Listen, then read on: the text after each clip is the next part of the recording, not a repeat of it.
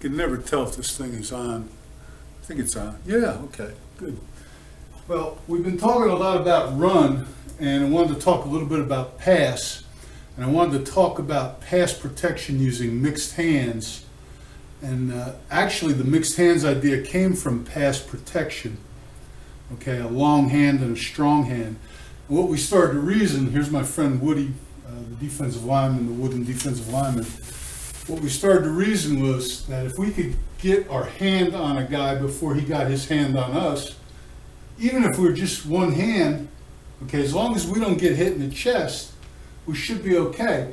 And if we keep the strong hand, a long hand and a strong hand, we should be able to counter things. Now, the first thing everybody said to me was, well, when you stick your hand out like this, it's going to get chopped. And I said, well, you know what? Great, let him chop it, because I'm going to get him with this one and throw him. Okay?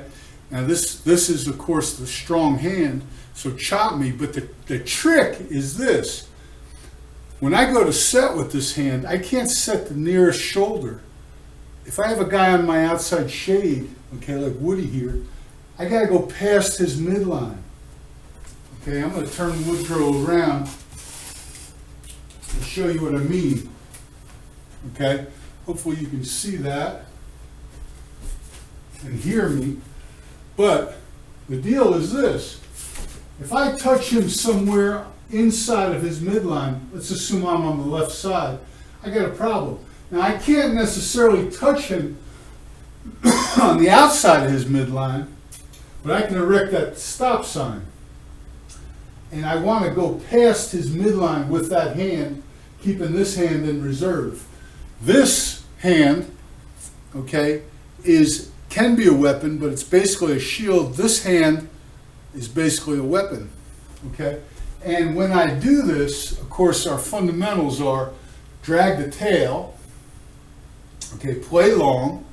And if you look at my hand placement, when I make a V with my thumb, my elbow is in, okay?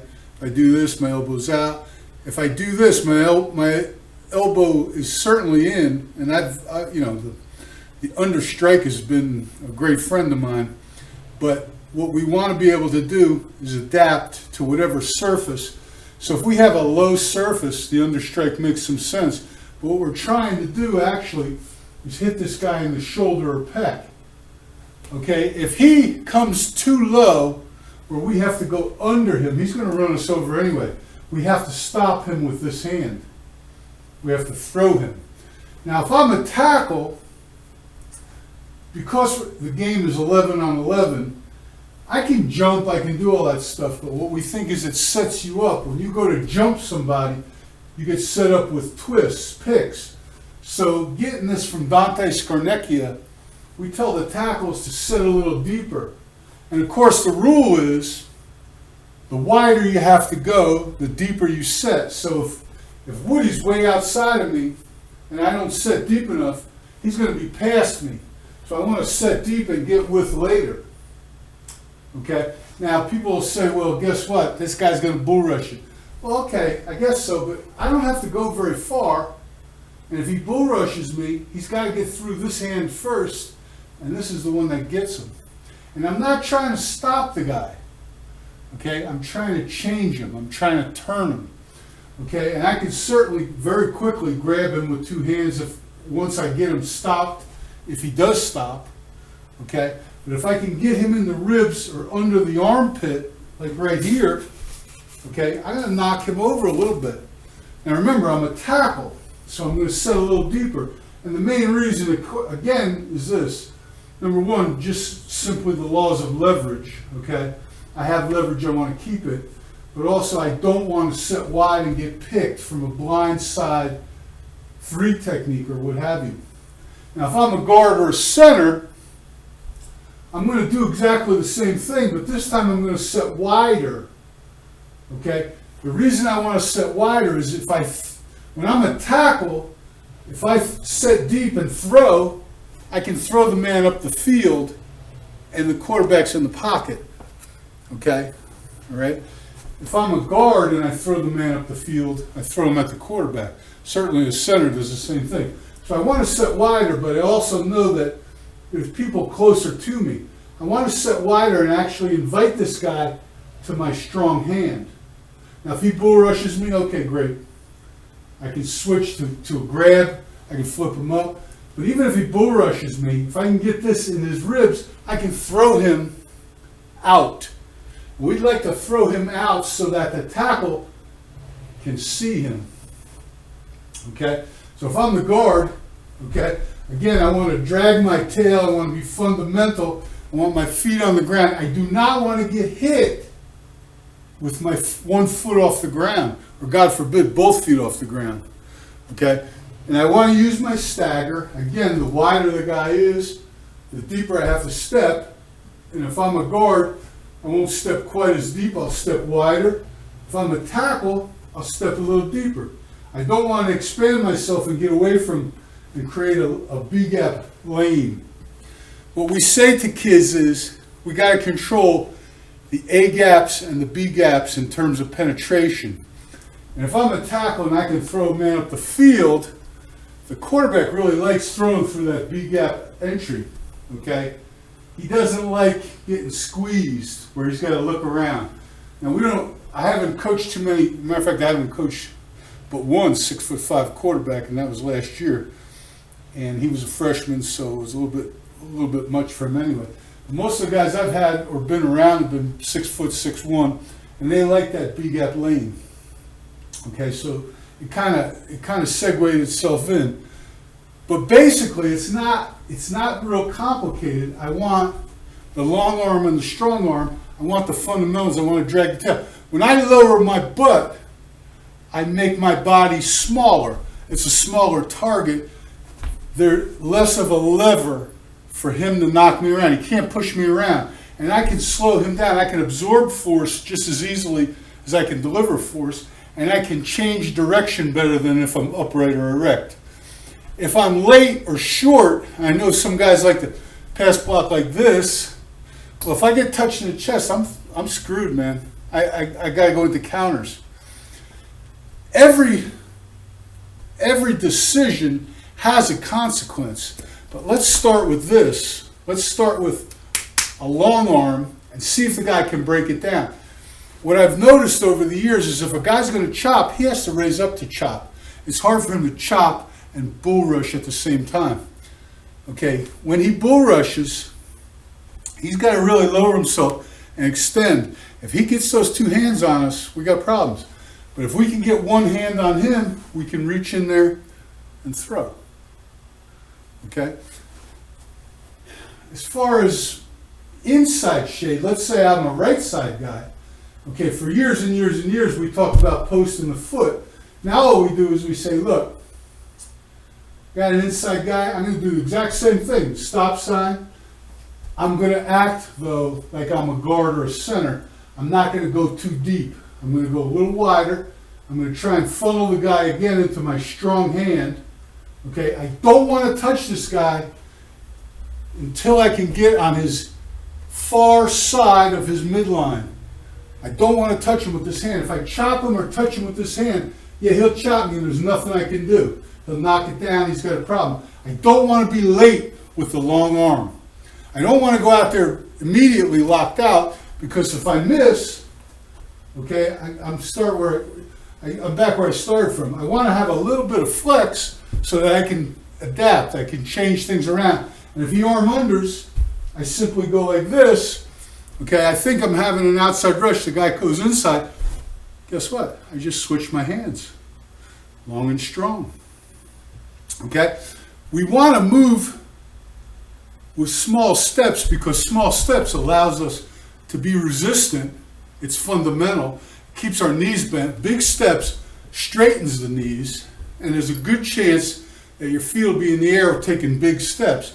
But if you have to really get somewhere for a reason, if I have to hook this guy on a dash or something like that, okay, I probably have to take big steps.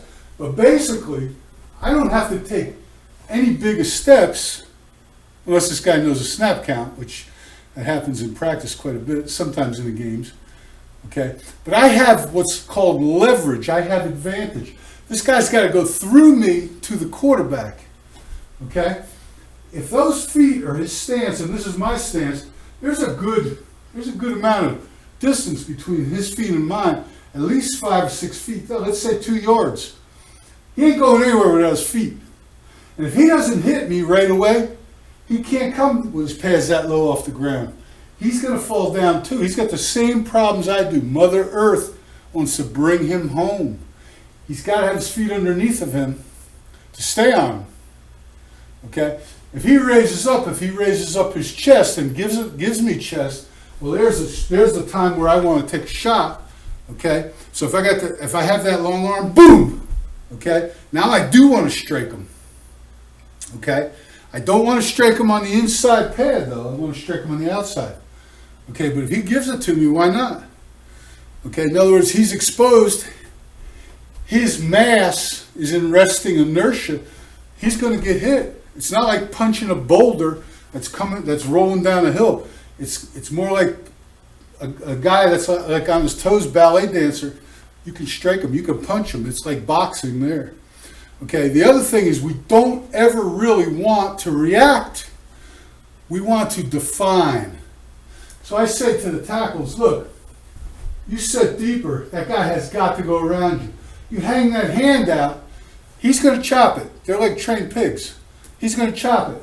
You're going to get him with this hand. And if you look at my one-on-one video in YouTube, you'll see this. You'll see what we do. The only problem we've had with this is the center. Okay, of course, the center, when he gets aligned on his ball hand, okay, let's say I'm a center and I happen to be a left-handed center. It's hard for me to get the stop sign. I have to go across. So what we say is that we have to play. If I'm a right-handed, let me move Woody over. It's easier than transferring everything. I'm going to move Woody over to my ball hand. Okay, I'd be a right-handed center, God forbid, if I ever had to do it. Okay, I want to set like I'm a right guard. Okay, that's the way I want to set. So no matter what he does, I want to be a right guard. So even though I got that ball hand, I got this hand is still a weapon, and I can get that. If I'm quick enough, I can get that stop sign up. I'm not trying to make contact. Okay, I'm trying to get it up. Remember, I'm going to do all the work with this. Okay, of course, if he's on my other hand, that's not a big deal. Okay, and if he's a two-gap player, again, I want to be a right guard. I want to be a right guard if I'm a center. And I want to say to the guards, and this is what we say to everybody, okay, this guy's a two-gap player. I don't care which hand you're long with, okay, but whatever hand you're long with, okay, play from there, long and strong. Have mixed hands. It's your choice, dealer's choice. A center, almost invariably, I would say to him, take away the inside. If I was a right guard, this would be my inside. Okay, so I want to say to a center versus a two-gap nose, take away the left side. If you're a right-handed snapper, make him beat you to the late hand first. Okay, because as you snap, you can always take this hand and switch it. Okay. Again, thank God I don't have to be a center. And the center is a special little animal. Okay, he's a tough guy. A center is a guy that's willing to not be perfect. He's just trying to get the job done. That's something you got to remember. Center's got to be smart, make all the calls. He's got to be an initiator, but he's got to be a guy that wants to get one thing perfect to snap, and after that, he'll work it out. The guards, big and strong. The tackles, like them to be long-armed. I would rather put 5 good players out there than say, oh, I'm going to sit my better guard and play a lesser tackle. So I don't get into the body shape. I've never been in a situation except the one at Penn State where you can actually pick and choose the type body. I can't draft anybody. So we play with the best players we have.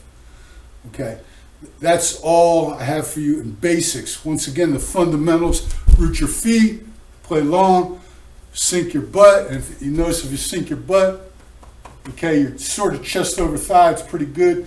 I don't believe in any of this stuff. I don't believe in symmetrical hands anymore. I used to, and sometimes we'll do it, but we don't train it initially. I don't believe in absolutes. You absolutely can't do something every time and it'll work. The conditions, the type of player, the snap count, the situation, a lot of things go into it. The fundamentals are the closest thing to an absolute that I believe in. Long, condensed, rooted, and stable. Okay? And let me give you a better definition for stability. Stability is the ability to resist gravity. In other words, if I'm unstable, gravity's pulling me to the ground. Stability is the ability to resist the pull of gravity. Okay? The force vectors of players coming at me, I've got to, of course, match. I can only really match 2 force vectors at once. And that goes the same for this defensive player. So if he's driving into me, it's hard for him to match a throw. If he's playing soft, okay, it's hard for him to match a real strike. Okay? He can't resist everything. He's only got 2 feet. Okay? Most of the time he's got to resist gravity. So really he can only resist one type of strike. Okay? Again, nothing is absolute but the fundamentals. Okay? Hope you enjoyed that. I don't know, maybe. I'm not coaching anymore, so I don't know. Whatever. Okay?